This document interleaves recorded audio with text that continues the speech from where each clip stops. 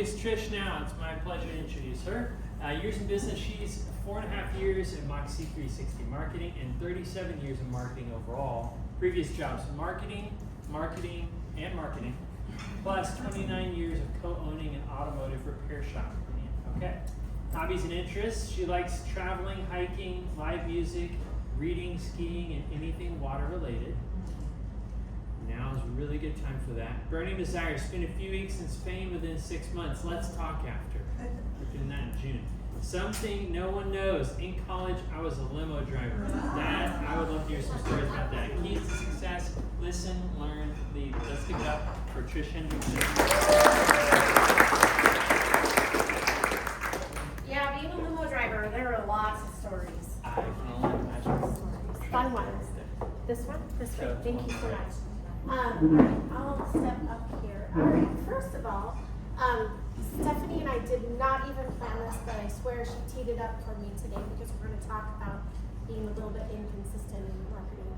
I'm also going to use her analogy, remember, because we all loved the puzzle pieces so much. I was like, oh my goodness, so I've changed my presentation to be that. So before we get started, here's the Hendrickson crew. This is over, where's Tyler and Jack? This is my oldest, he's 34, and his wife. Their 2 kids. This is Kennedy and then Robbie over there, 02+1, we like to call him. And Tana and Alex here, they just had baby girl. That's where I was last week. I had all the baby cuddles forever. By the way, she's being really fussy now, and I think it's because she misses her grandma too.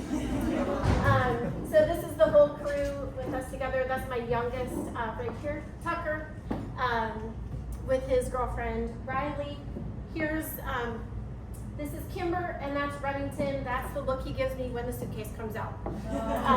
So he is also the mascot of Moxie. So what I want to talk about is this puzzle. Stephanie, I think you were not in the room when I talked about this, but I'm going to bring it together and talk about this. We're going to go to this slide because we talk a lot about marketing, right? And there's pieces.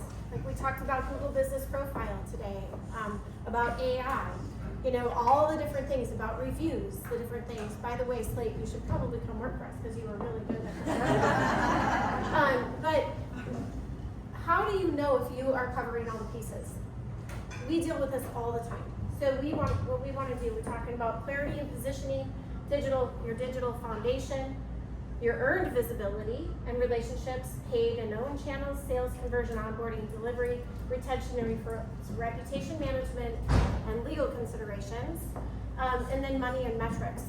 None of these work alone.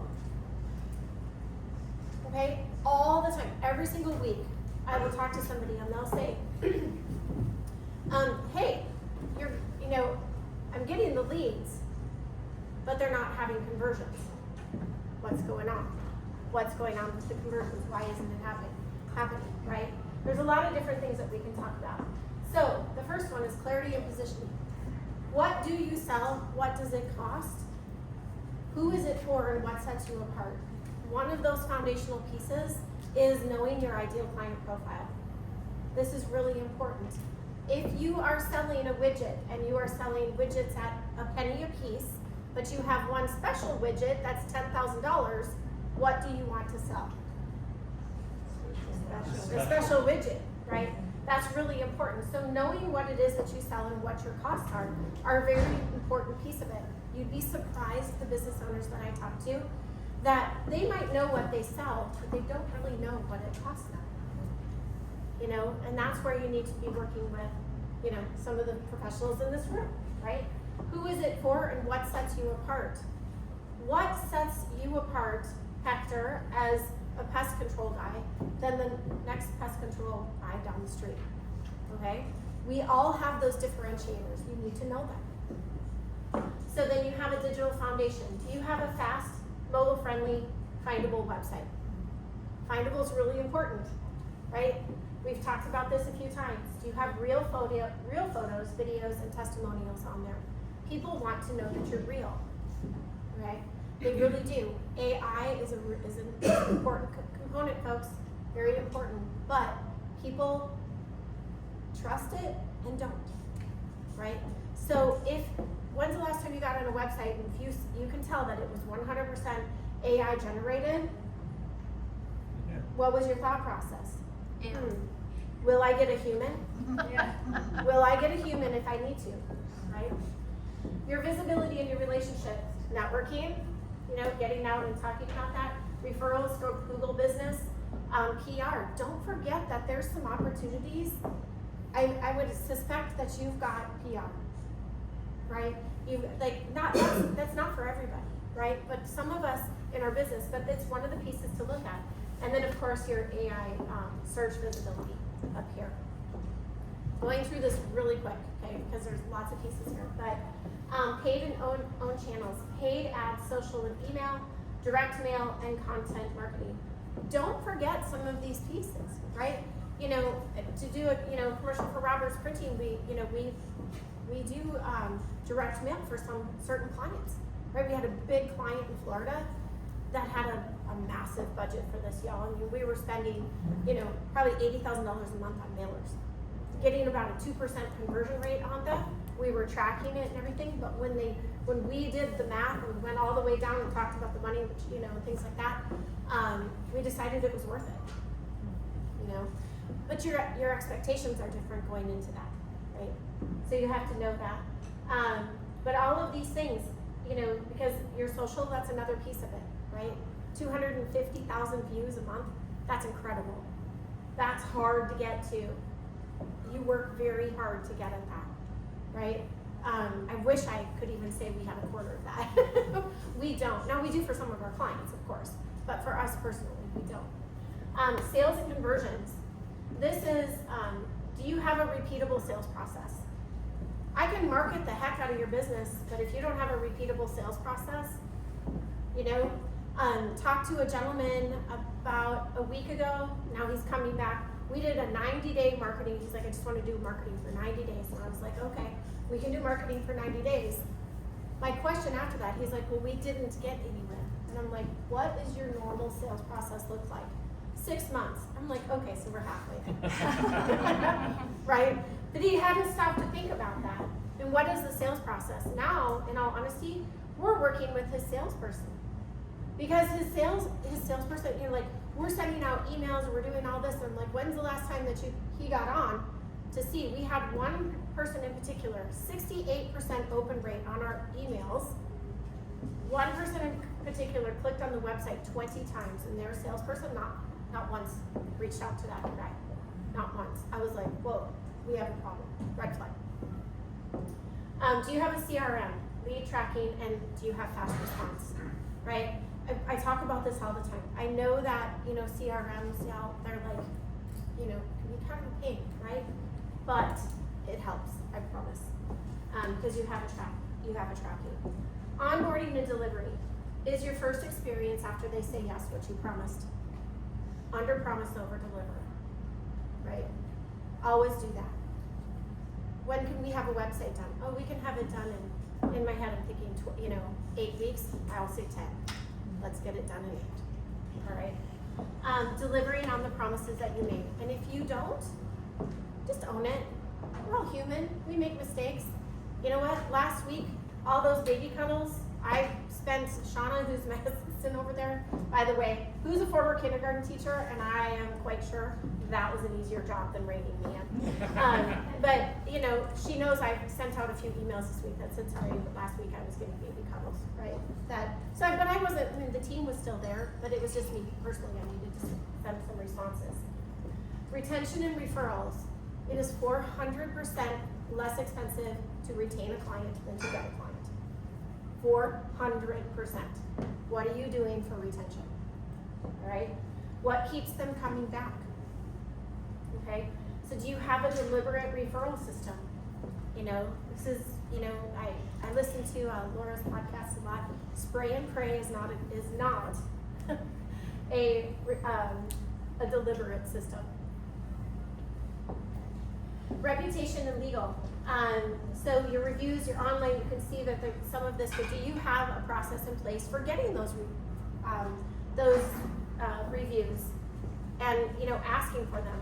People aren't just going to go do it. You know when they're going to go do it? When they're mad. when you want to catch them is when they're happy, right?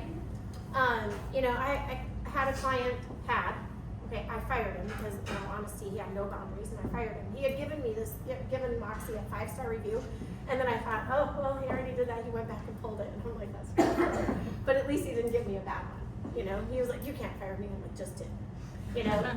And, you know, that was the boundary thing. You can't, please don't call me at midnight. There are no marketing emergencies. Yeah, I mean, that's what Julie's for, right? Like, if there's an emergency. Do you have your contract in place, your privacy policy and your compliance for your website? This is really important, very important. If you're doing any work with government, there's a, you know, it's the law that your website is ADA compliant. Think of it as the wheelchair ramp for people to get into your website. If they're colorblind, if they, you know, are blind, you know, all of those different things. So we want to do that. We want to make sure. There are lawsuits every single day for websites that aren't compliant. If you're not sure, let me know, and I can run that test for you. And then money and metrics. This shouldn't really probably be the last one, right? But we're all here to make money. But do you have, and this is part of it, do you have a real and a sustained marketing budget? Okay? Now, your budget is not just money. It's your time, your talent, and your treasure. Right now, we're doing what? Our time. Think of church, you know, like we're sitting here, right? This is the time that you're spending to do this. Your talent, you're going here and you're talking about your talent, you're off, you know, you can volunteer, you can do speaking, you can do different things with your talent, you know, for that. But what is it in all of these pieces, what is it that really truly you can do? You know, I have people say that to me all the time. I want to write my own blogs. Great, let me get you the keywords. You can write your own blogs. I'm really happy about that. But let's make sure that you're writing them with the correct keywords, right? So that's your time, and your talent, and then of course your money, right? Your treasure. What I get asked all the time. What does a marketing budget look like? At least 2%. Okay, that's low, but at least 2%. If you are in a growth period, we've seen them up to 15%. If you're a personal injury attorney, you see it even higher, right? And things like that. So it is a little bit, you know, dependent on what you do for, you know, what you're selling, and if you have customers that you're always having to get, if you've got retention, you know, different things like that. But have a budget. We are coming into a cycle of where we should be doing our budgets for next year. Very, very important to think about that. And do you know your revenue, your leads, and your conversion metrics, which kind of goes back to your CRM, right? So when you come to me and you say, hey, I want to grow the business. We had a plumber that came and said, oh, you know what? I want to grow the business. Okay, what's your goal? I want to grow it by 50%. Great. Do you have the plumbers? Yeah. This, that, and the other. He called me. He's like, hey, I think we have to stop marketing. He said, guess what? I don't have the plumbers. You know, and so those are the conversations that we had. You know what we did? We turned our marketing efforts to getting him more plumbers, and grew it that way. So I was like, all right. But, you know, so he had, you know, like, so in there, that's really, you know, all the different pieces. So on that note, to my point, if you have a great sales team but no marketing budget, you're going to have people sitting around on their hands waiting for leads, right? There's a lot of different scenarios in here. You have great SEO, but you have a slow website. Great people found you, but if it takes too long to load, they're going to bounce. They're going to be like, forget it, I'm not waiting for that. You have great referrals and no follow-up, right? We've talked about that in here. Everything, you have great everything, but you don't have any tracking in place. How do you know? I was talking to a potential client on the way here, and he's like, yeah, well, I work with baby boomers, and they don't find me online. And I'm like, well, do you have Google Analytics? And he's like, I don't know. And I said, well, if you did, you'd know if that was true or not, right? Because we can't make decisions without knowing the data. We just truly can't. So you can have great new clients and weak onboarding. It's starting off on the wrong foot. So you see, like, there's 1,000. I mean, I could have, you know, I could give you a ton of different scenarios on this again, but you cannot have this view without all the puzzle pieces. So, I don't even know where I'm at with time. I did this in 45 minutes last week, so I was like trying to be quick. Am I good with time? Yes. Yep. Oh, I still have actually. That's actually counted up. That's counting up, so I went over. You're Okay. done.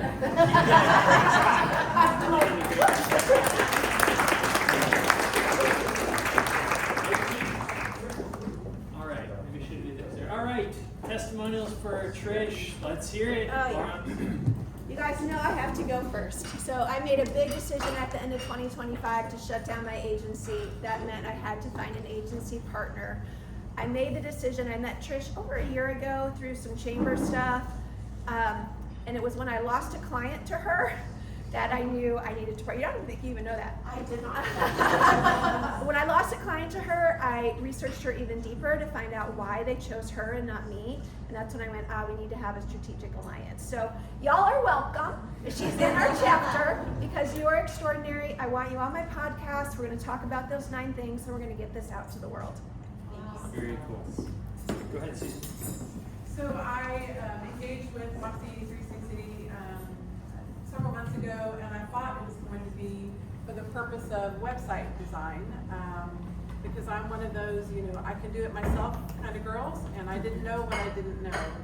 And what I got was not just the process of building a website, it was this top-down marketing education. And just like she took us through today, it was a great opportunity to reflect on why I do what I do, how I convey that message to the community, and it's a great process. And I'll let you know when the website launches in a couple of weeks. Yeah. And we'll go flood it. Oh no! All right, do we have one more? Way in the back. Hey, look. Hey, I've used Trish personally, and I love this because she did go through with me on my business model and helped me find my weakest links, and I'm super excited to keep working with her. Very cool. Well, thank you. We're glad you're with us, Trish. You're a great addition to our chapter.